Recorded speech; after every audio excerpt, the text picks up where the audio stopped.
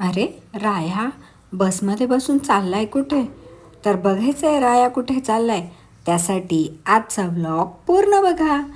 तर एका नवीन व्लॉगमध्ये तुमच्या सर्वांचं हार्दिक हार्दिक स्वागत. मी आहे डॉक्टर योजना आणि हा आहे राया.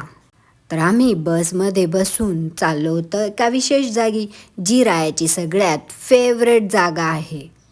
आणि आम्ही कोणाच्या गाडीमध्ये बसून चाललो आहे हे बघायचं आहे ना. तर आम्ही आलो होतो नाशिकला रायाच्या मामाच्या घरी जाण्यासाठी. आणि आता आम्हाला मामा घ्यायला आला आहे बस स्टॉपवर आणि आम्ही द्वारका सर्कलवरनं आता मामाच्या घरी जाण्यासाठी एका महत्त्वाच्या कामासाठी आम्ही द्वारकाला गेलेलो होतो. आता तिथून आम्ही चाललो आहे मामाच्या घरी. आणि वाटेमध्ये रायाच्या आणि मामाच्या गप्पा चालू होत्या, ज्या असंख्य होत्या.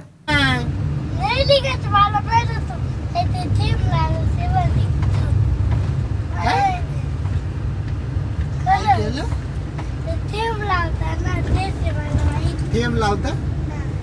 थेंब नाही म्हणत त्याला, थंब म्हणता. राया गेला पायऱ्यांनी आणि मी मिरर सेल्फी काढण्याच्या नादामध्ये काहीतरी शूट करत बसलेले होते. पण मला मिरर सेल्फी काही जमत नाही. मामाच्या घराचं दार राया वाजवत होता, कारण त्याला एक्साइटमेंट होती ध्रुवला भेटण्याची. आणि राया निघाला ध्रुवला भेटण्यासाठी.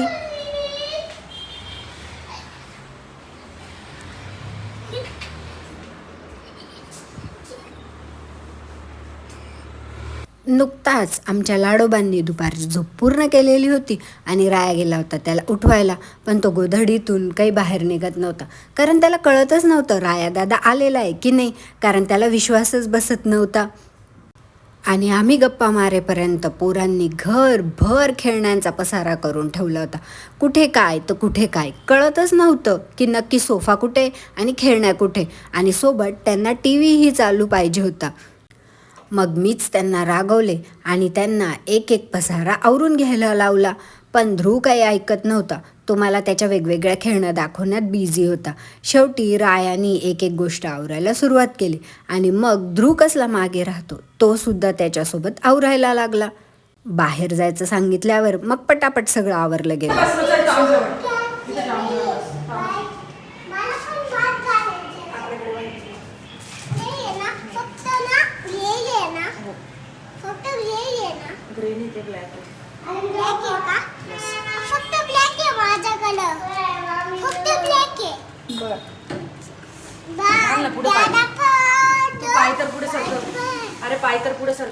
ध्रुवच्या अखंड बडबडीमध्ये आता आम्ही निघालो होतो बाहेर जेवायला जायला. आणि पोरं छानपैकी तयार होती आणि खाली सॅटर्डेचा एकदम छान असा वाईब तयार झालेला होता. आता पोरं पाहत होती गाडीची वाट आणि मग बसली मामाच्या गाडीत. आधी बसला ध्रुव आणि मग राया, कारण आम्हाला पुढची सीट आता अलाउडच नाही, कारण ती सीट झाली मुलांची. मग आम्ही दोघी बिचाऱ्या बसलो मागेच. शेवटी पोरं पण बसली पुढे आणि मग चालू झाली आमची सफर जेवणाला जाण्याची.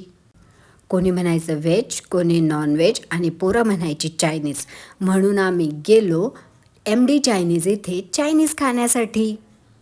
वीकेंड असल्यामुळे गर्दी भरपूर होती आणि पाऊसही पडलेला होता, त्याच्यामुळे चिखलही होता. पण आम्ही वाट काढत काढत MD चायनीजपर्यंत जाऊन पोचलो. पोरं पुढे जाऊन जागा शोधत होते, कारण सगळेच बाग भरले होते. अरे आम्ही बसेपर्यंत तर आमची जागा दुसऱ्यांनी घेऊन पण टाकली. आणि मग आम्ही लागलो वेट करायला की कधी आम्हाला टेबल भेटेल.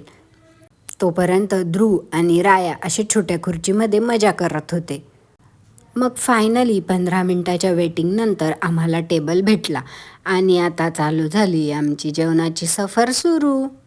आणि तुकाराम मुंडे साहेबांची दहशत या MD चायनीजमध्ये सुद्धा दिसली, कारण तिथे लिहिलेलं होतं आमच्याकडे शुद्ध रिफाईन तेल वापरले जाईल.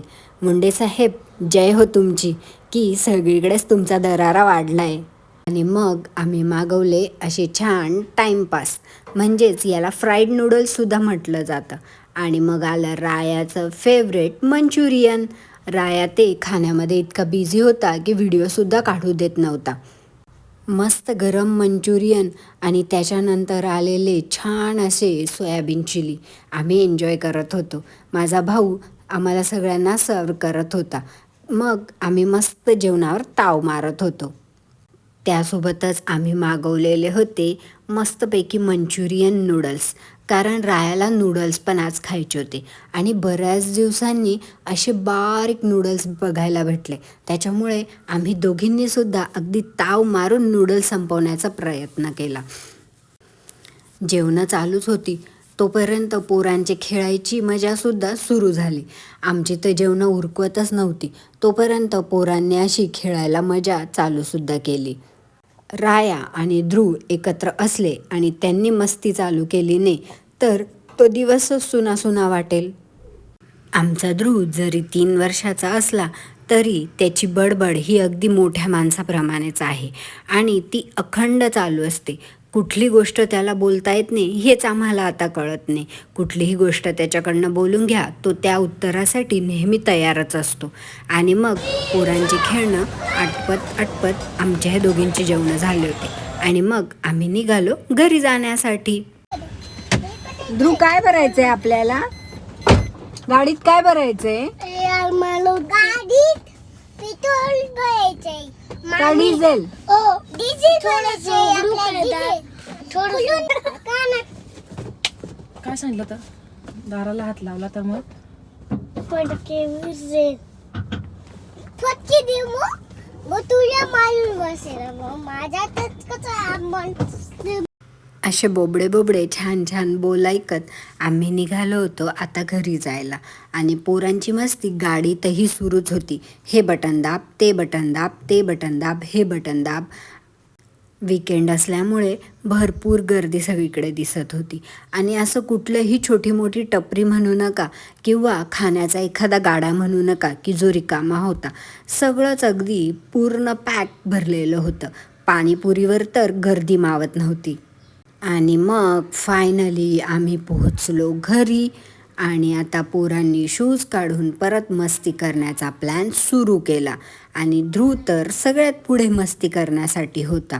रायाचे वेगवेगळ्या नकला करणं चालूच होतं आणि त्याच्यासोबत ध्रुव पण होता.